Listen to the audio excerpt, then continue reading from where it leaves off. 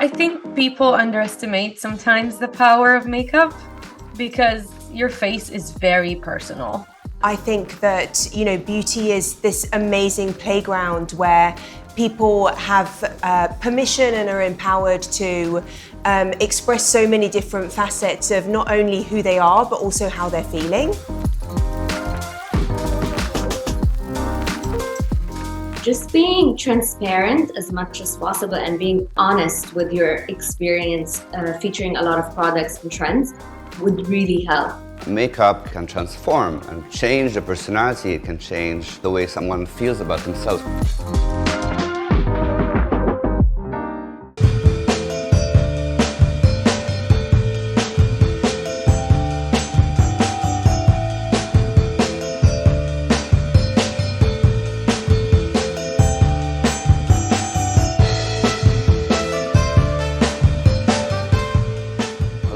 Welcome to Gems of Arabia. It's a pleasure to have you here with us on this Gems of Arabia podcast from Harrods.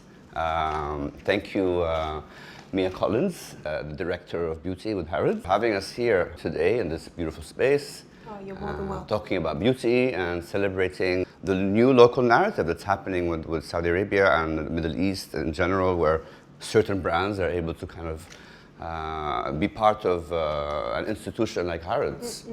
With us today, we have our esteemed guests also. We have Tariq, who's from New York right now. Thank you for staying up so late for us. We appreciate that. Ghalia Mahmoudi. No problem. Thanks for having me. Ahlan sahlan. And then Ghalia Mahmoudi, who is definitely a figure to be reckoned with in beauty, as a personality, also in fashion. Welcome, Ghalia. It's a pleasure to have you with us. For having me.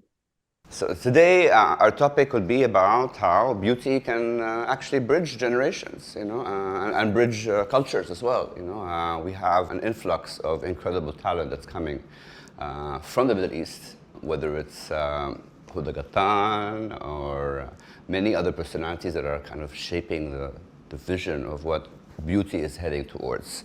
It was been informed that through social media, additionally now, the beauty industry based on Arab personalities, beauty that are actually created in the Middle East, the vision is going from $30 million to $32 million in 2025. So there is a major market need for it. But starting with you, Mia, tell us how did your journey into beauty start? My journey into beauty started at a really, really young age. My mom, like Aya, was a makeup artist. She's Norwegian, so that was where she worked. That was where she practiced her craft.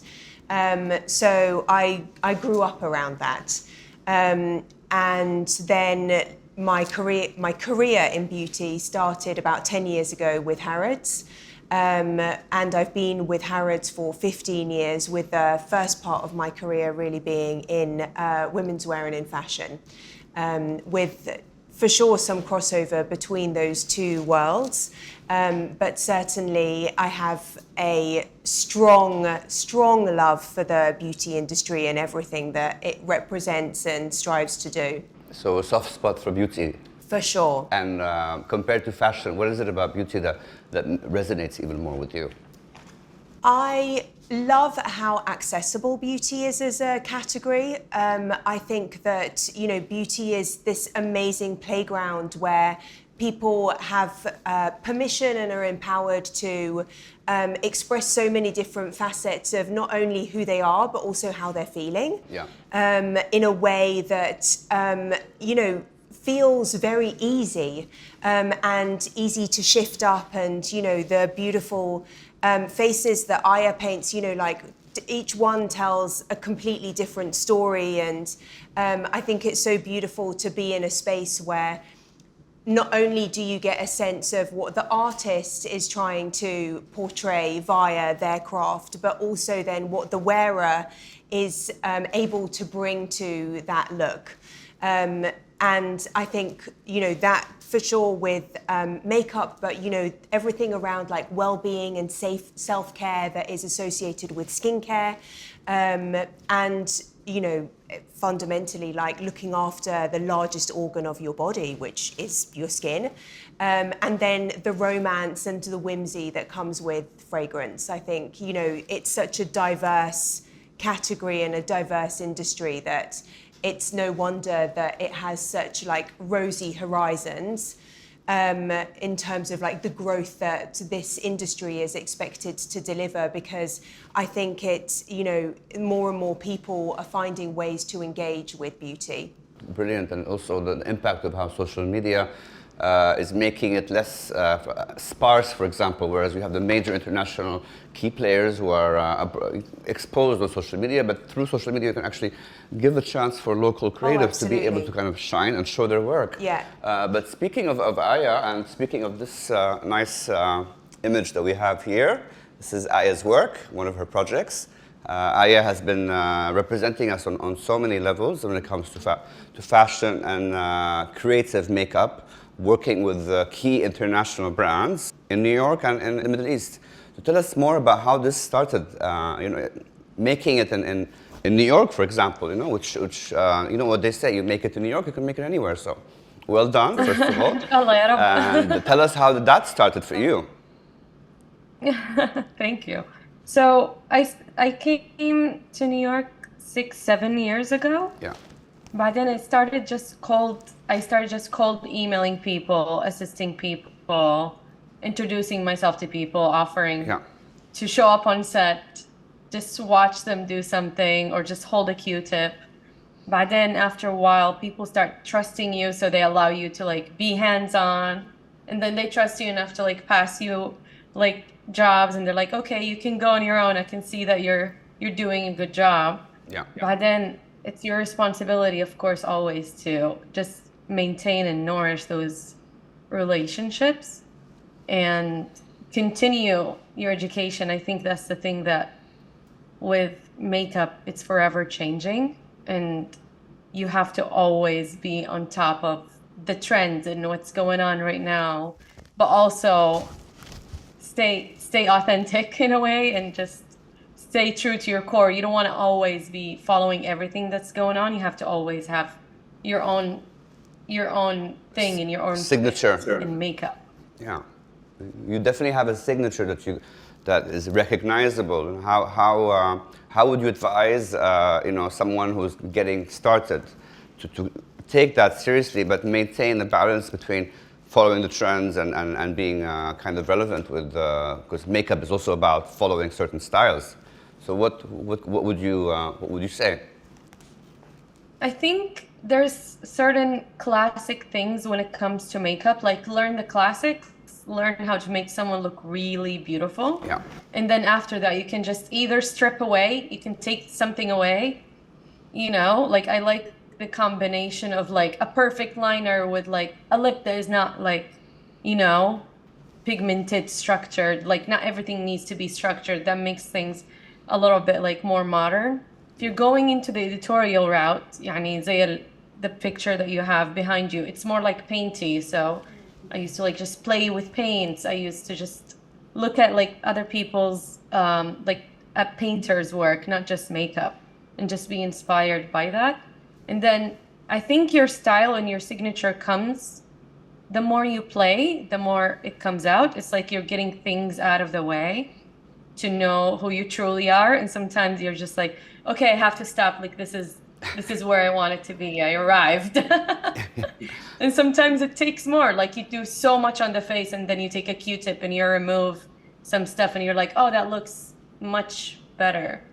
But you learn that also. Yani, I'm so lucky and I got to be backstage with amazing people like Pat McGrath and Lucia Peroni, and you can like see that happening in action and be like, wow, like, okay, you know, this is inspiring. And I think always put yourself in places where you can be inspired. I think that's important too.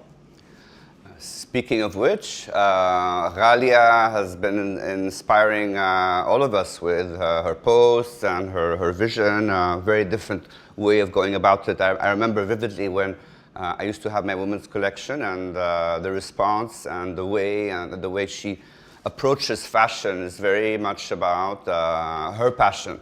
And there is that credibility there, because you know that everything that she does is not just, you know, to place a product. It's because she believes in it.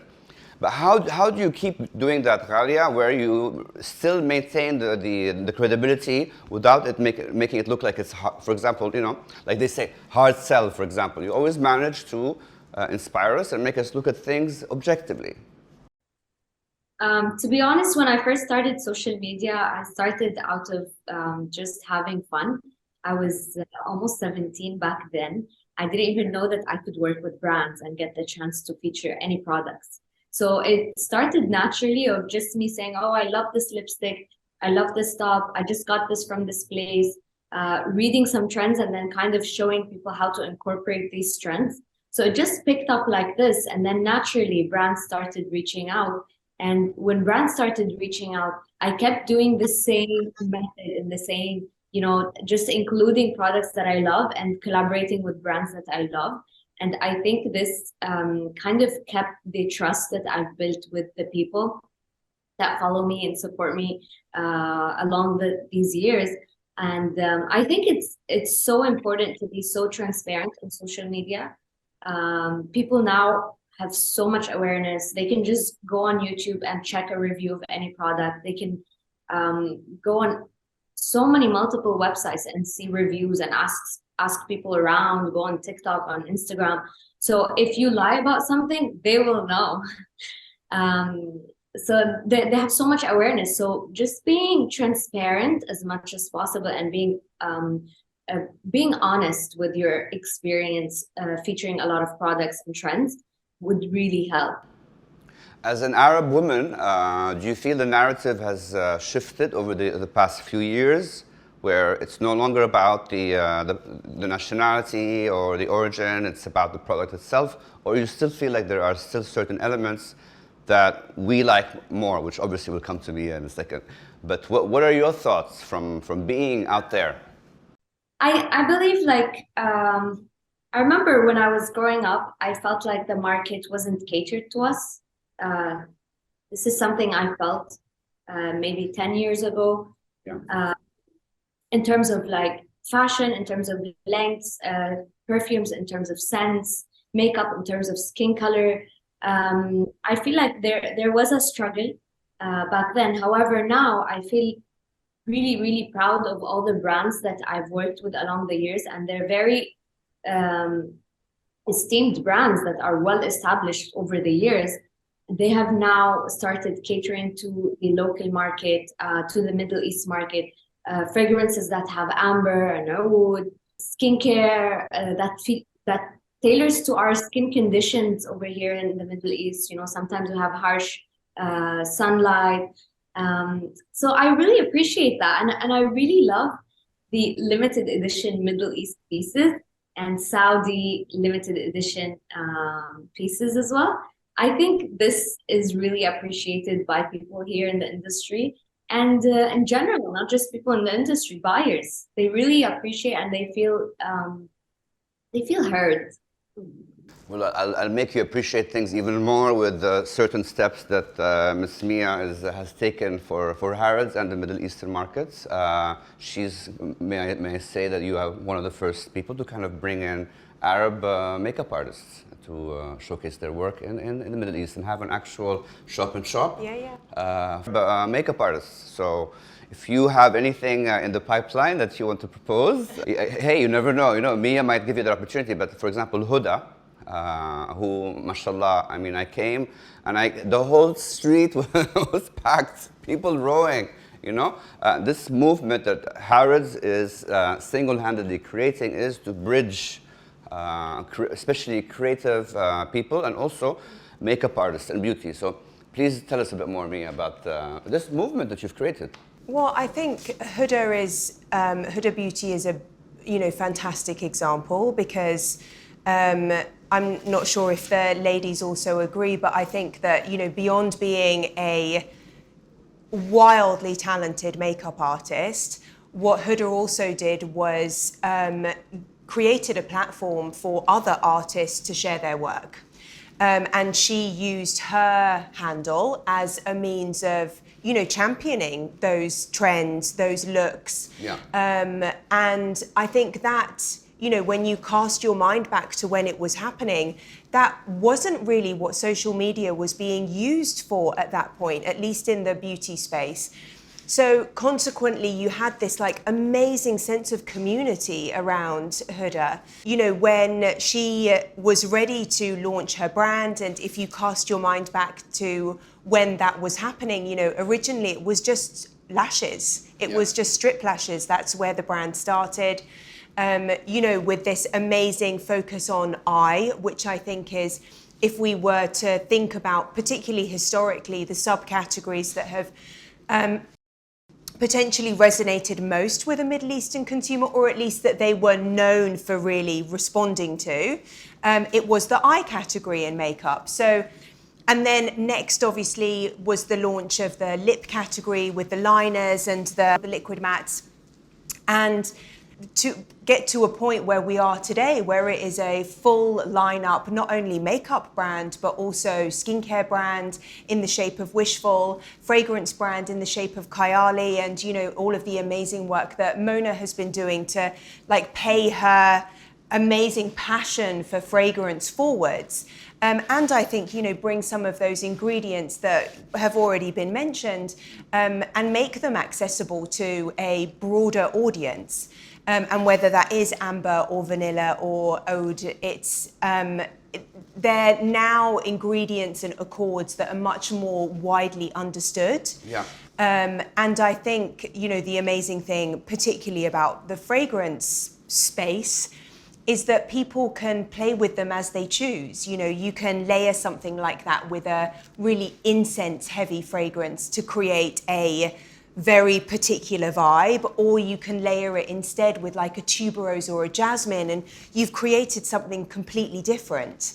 But all of those things being, I suppose, accessible and meaningful and relevant to this really broad audience who may well be completely blind to the fact that a lot of that stuff has actually been born out of a Middle Eastern sensibility and, Middle Eastern trends. So certainly it is, there's this red thread now that I think is very identifiable if you take the care to find out where it all started. There is so much that did start in the Middle East.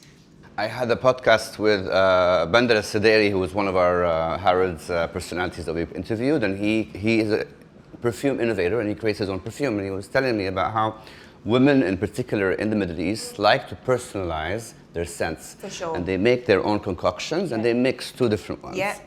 And how does that work when it comes to vis-a-vis purchases and selections? It works in a number of different ways. When it works best, I think, is where you have a curiosity. That's not to say that you necessarily have a knowledge or a know-how per se, but you have a curiosity.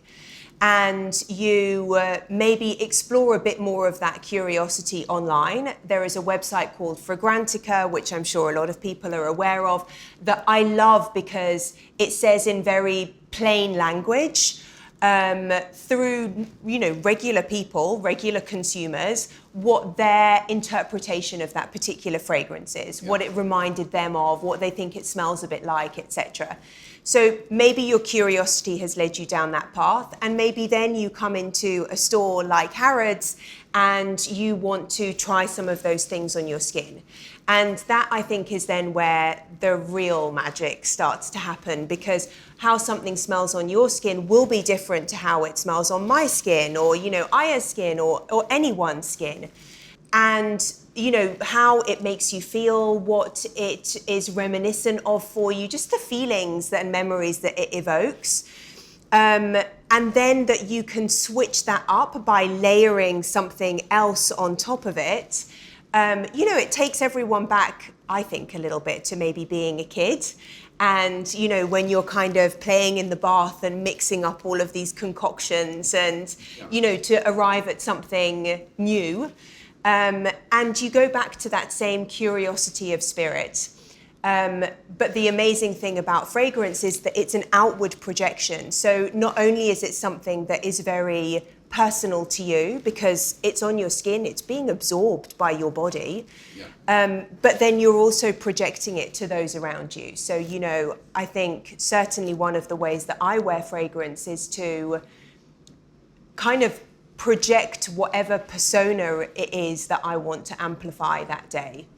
And sometimes to like reveal my vulnerability. There was an amazing fragrance that Ben Gorham from Byredo launched in 2021 called Mixed Emotions. And for me, that was basically my COVID experience. It was all these mixed emotions. And I wore that fragrance every day when I was like, I'm not sure. Like, I'm actually not sure what's happening. Like, what's going on with life? What's going on with the world? And I was like, oh my goodness, this is my fragrance today. So yes, as you can tell, I too have a strong curiosity for fragrance, so can speak a lot about it and have a lot of love for the things that actually our Gulf consumers and our brands that originate from the Gulf have educated me on. And the strongest sense of memory is a sense of scent. Absolutely right. Yeah. It really is incredible how that can resonate on so many levels. Moving to Aya, tell us, I'm sure there's a lot of nostalgia in the work that you do as a scent would translate into makeup as well, right?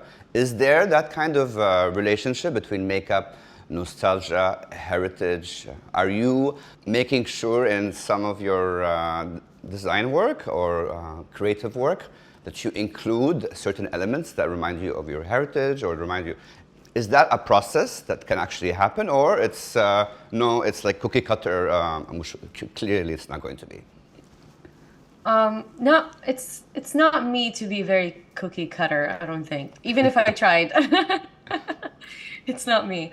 But yeah, I feel like يعني كحلة, like it's a thing that it just reminds me of everyone back home. Yeah. You know, I think it's part of how I feel in love with makeup, and you know how women will take a pencil and just stick it in their eyes and just go back and forth, you know, with their eye closed, and they do it with no mirror, and that they open their eyes, it's like a really like raw smoky eye, you know. I think that's like one of the things that I remember from my childhood of me, like, wow, that like made someone look different, you know. You just catch when someone is going in between the eyes and you catch them in that between phase and you're like, that looks so much different than this, you know. That's really cool. And in that way it's like nostalgic. There's also like the whole idea like everything has been done, you know, and you see things being constantly like coming back, like whether it's on the runway, whether it's like a trend, whether it's like, oh, like you should, you know, this is what people used to do, now we're doing it, but like with a little twist. There's always things coming back, and I feel يعني, for example, like applying your makeup with your hands, you know. I didn't grow up around women like who have like 10 brushes to apply their makeup, and there's like beauty to it, and there's like, it just looks different and the finish looks different. So in that way it's like very nostalgic to me. Still like do makeup in that way still, you know. Yeah, I do that too. I apply my eyeshadow with my fingers. Yeah, one thing that I've noticed also is clearly makeup can transform and can change the personality. It can change the way someone feels about themselves. For example, you said sometimes someone feels in a different way, you know, or as what is it, Beyonce, Sasha Fierce, or you know, there's a Sasha Fierce, or there's a certain person. Does it really give confidence? Does makeup have this kind of, you know, impact? And does everyone feel the same way? I mean, I wouldn't know because I don't wear it, but I see transformations. I see makeup, women looking amazing with or without. But that element of confidence, how prevalent is it? I think people underestimate sometimes the power of makeup because your face is very personal. And us makeup artists, we're like, in a lot of ways, we're a little bit more than just makeup artists, because like nobody touches your face unless they're really close to you. You know, your mom your children, your significant others, those are the people you feel safe around are the people who touch your face. So there's always like, you need to come in, يعني, as a makeup artist, I feel like the responsibility to come in and be like aware of that always and honor that space, you know, because just anything that you do, you're so close to the person that anything that you do might throw their confidence off. So I'm always like, I'm gonna take care of you. You're gonna look so beautiful. Don't worry, you know. And people always open up and tell you right away, like, oh, this is the thing that like I was made fun of at school, or this is the thing that I feel self-aware about. Oh, I'm not very symmetrical. Can you even my lips out? No one is symmetrical. Yeah. But it changes people. And the bigger the events, like if someone is going on a red carpet, someone is gonna speak like they know the attention is on them. So it's like you have a therapy session before you're part of that, you know? Yeah. You're part of getting them into the armor, you know? The armor. The personality that they're gonna be in that day, you know? Okay. I like that, the armor. Ghalia, also what resonated with me a lot is, for example, Linda Evangelista making a comeback. You know, in spite of what had happened with her, makeup gave her a sense of security, gave her, she got to come back and show what her craft is all about. This is also a form of craft. Ghalia, what are your thoughts on that? Like, you know, like Aya said, armor, do you feel like you need to be a certain person before going on social media, or because clearly there's also a lot of Ghalia in what you do. So how do you manage between, you know, having a certain persona that you want to project and then also being true to yourself? Actually, remind me of a really funny situation. A couple of days ago, I posted a video on Instagram that says, is this your personality? But you're also this, and you're also this. And it's just funny how we somehow, especially as women, we might seem like we might have multiple personalities. It really depends on the occasion. Sometimes we're more fierce, we're more powerful and strong, and sometimes we're more feminine and more, you know, laid back and calm. And it really depends. But I wouldn't say that I would go into different personas when I go on social media. I think it really depends on where I'm going in my day-to-day life.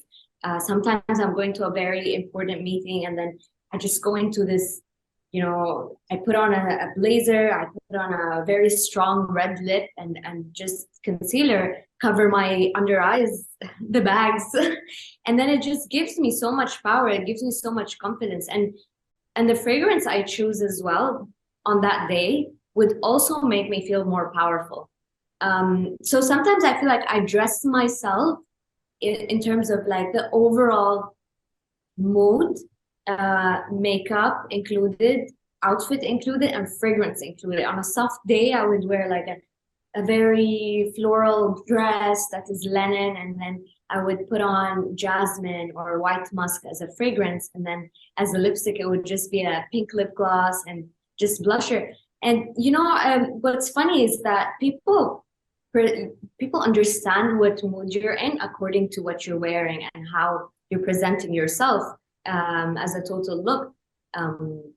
It's a form of an expression, I believe, beauty and fashion in general. And it's a very, very powerful tool that women have that we must be able to use that as experts.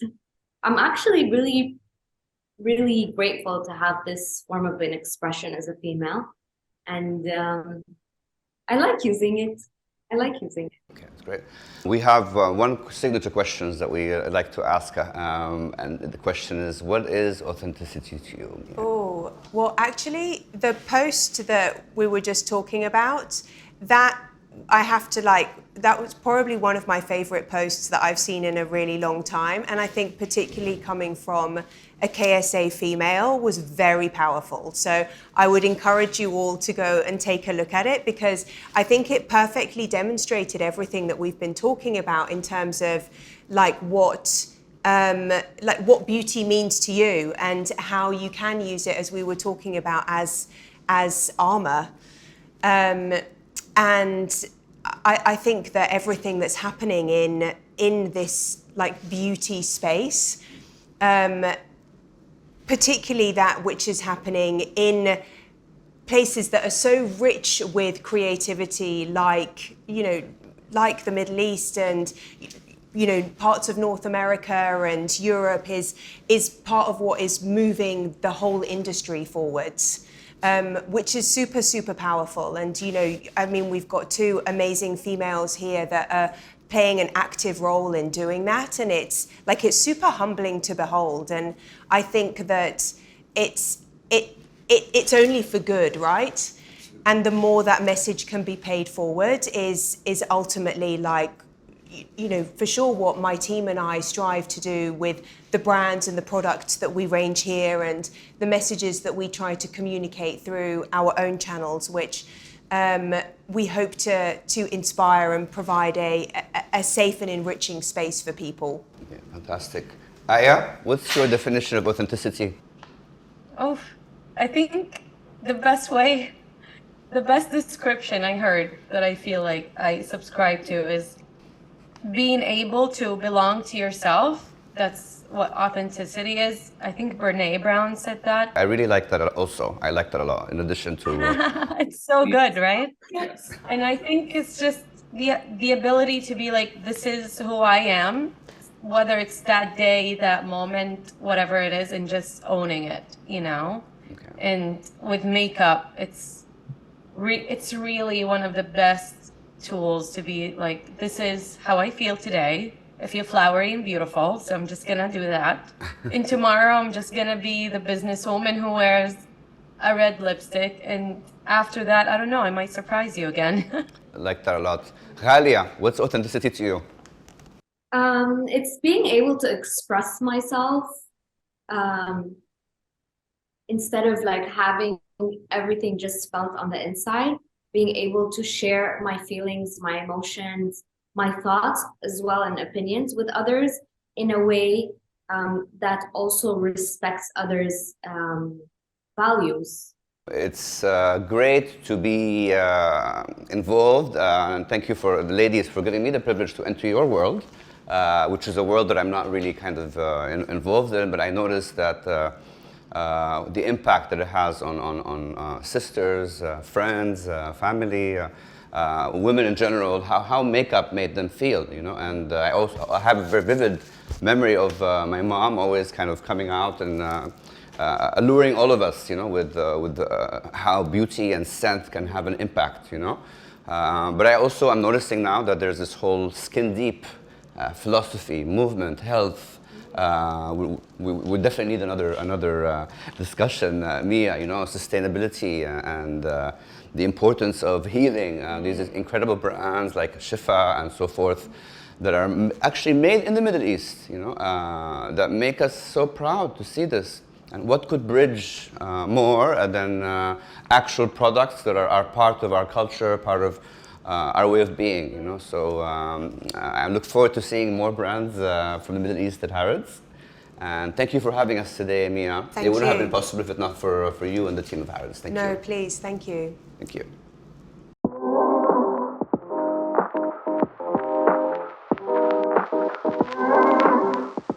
I think people underestimate sometimes the power of makeup because your face is very personal. I think that, you know, beauty is this amazing playground where people have permission and are empowered to express so many different facets of not only who they are, but also how they're feeling. Just being transparent as much as possible and being honest with your experience featuring a lot of products and trends would really help. Makeup can transform and change the personality. It can change the way someone feels about themselves.